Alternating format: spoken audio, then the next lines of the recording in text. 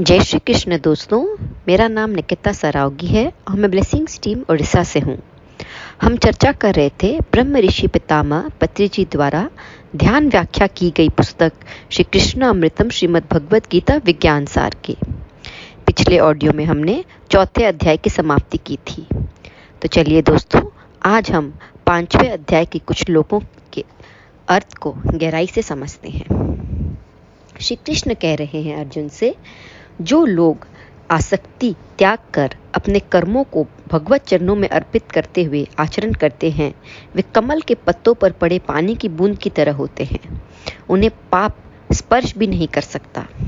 यहाँ लेखक हमें यह समझाना चाहते हैं कि कर्म फल पर इच्छा न रखते हुए अहम या मैं जैसे कर्तृत्व भावना को बिल्कुल भी न रखकर कर्मों को करते रहने से कर्म का बंधन नहीं होता।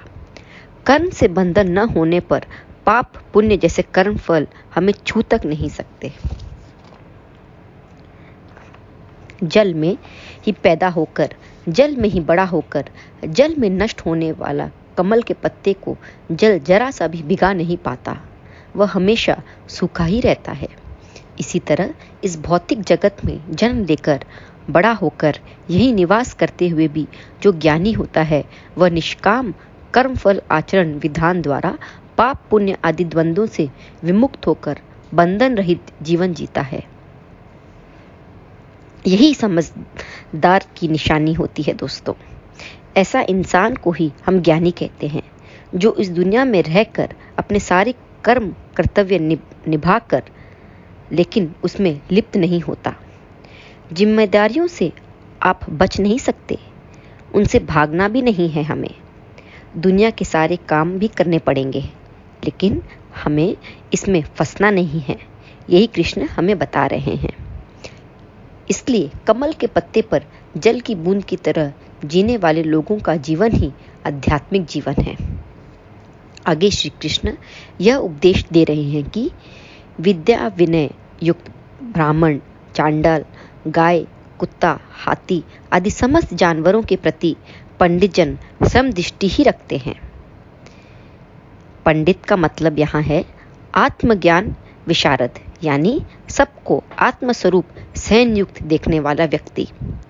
पंडित यहाँ संस्कृत पंडित नहीं है, जो विद्या से विनय से युक्त ब्राह्मण होता है, अर्थात निर्गुण प्रकाशक होते हुए भी चाहे शुद्ध सात्विक गुण संपन्न गाय के समान व्यक्ति हो, चाहे सात्विक गुण प्रधान हाथी जैसा हो, या चाहे रजोगुण युक्त कुत्ते जैसा हो, चाहे कुत्ते का मांस पकाकर खाने वाला हो, चाहे अत्यंत तमोगुण युक्त चांडल हो, किसी भी गुण वाले को पंडित के लिए सब समान है।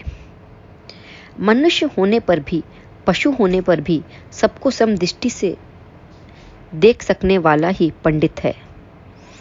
यहाँ समदृष्टि का अर्थ यह है दोस्तों, सबको समान भाव से देखने वाला। अगर ज्ञान हासिल करना है तो अपने अंदर समभाव पैदा करना होगा। अज्ञान और अहंकार में किसी को छोटा या बड़ा समझना बेवकूफ़ी है। उस प्रकार सकल प्राणियों को समदृष्टि से न देख पाने वाला को पामर होता है, अर्थात अत्यंत साधारण व्यक्ति कहलाता है। अंत में श्री कृष्ण अर्जुन को यह कह रहे हैं कि बाहर के विषय भोगों को न चिंतन करता हुआ बाहर ही निकाल कर और नेत्रों की दृष्टि को प्रकृति के बीच में स्थित करके तथा नासिका में विचरने वाला प्राण और अपान वायु को सम करके जिसकी इंद्रियां मन और बुद्धि जीती हुई है, ऐसा जो मोक्षपरायण व्यक्ति इच्छा भय और क्रोध से रहित हो जाता है। ये बहुत महत्वपूर्ण व्याख्यान है, इसे हमें ध्यान देकर सुनना होगा दोस्तों। जैसे नदी के किनारे रहने पर नदी की लहरें हमें कुछ नहीं कर सकती, परंतु नदी में उतरने से हम भीग जाते हैं या फिर गहराई में जाने से हम डूब जाते हैं।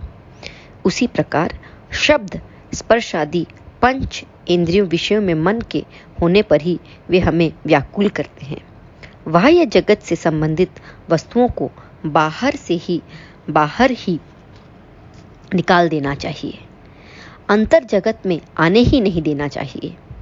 इधर उधर ध्यान देने पर मन इंद्रियों के पीछे भागने लगता है, इसलिए दोनों आंखों को बंद करना चाहिए। तत्पश्चात नासिका पर दृष्टि रखनी चाहिए। नासिका यानी दोनों बाहों के बीच का भाग, यानी जहां हम बिंदी लगाते हैं वो जगह को हम नासिकाग्र कहते हैं। उसके लिए आगे आगे सांस में नासिका के अंदर आने वाली प्राण वायु और निश्वास में बाहर जाने वाली अपान वायु के संचलन पर नासिका के समान रूप से ध्यान देते रहना चाहिए। अर्थात निरंतर हमारे अंदर जो श्वास क्रिया चलती है, यानी आती हुई और जाती हुई सरल श्वास पर हमें ध्यान देते रहना चाहिए। उस प्रकार करते करते श्वास अपने आप कम होते हुए एतद द्वारा मन शून्य स्थिति में अत्यंत सहजता से पहुंच जाता है। श्वास के अपने आप ही भूमध्य यानी दोनों बाहों के मध्य का स्थान में पहुंचने की विधि का नाम ही आनापानसति है। आना यानी आती हुई सांस, अपाना मीन्स जाती हुई सांस, और सति का मतलब है आते हुए सांस और जाते हुए सांस को एक हो जाना। तो हमें जितनी हमारी उम्र है उतने मिनट तक रोज अवश्य ध्यान करना चाहिए, ताकि हम जब अपने श्वास पर ध्यान देते हैं तो तुरंत ही हमारी चित्त वृत्तियों का निरोध होकर मन शून्य हो जाता है और हम आत्म पदार्थ हैं और सभी जगह व्याप्त सभी लोग आत्म पदार्थ है, इसका हमें ज्ञान होता है। यही अहम ब्रह्मास्मि है दोस्तों। धन्यवाद।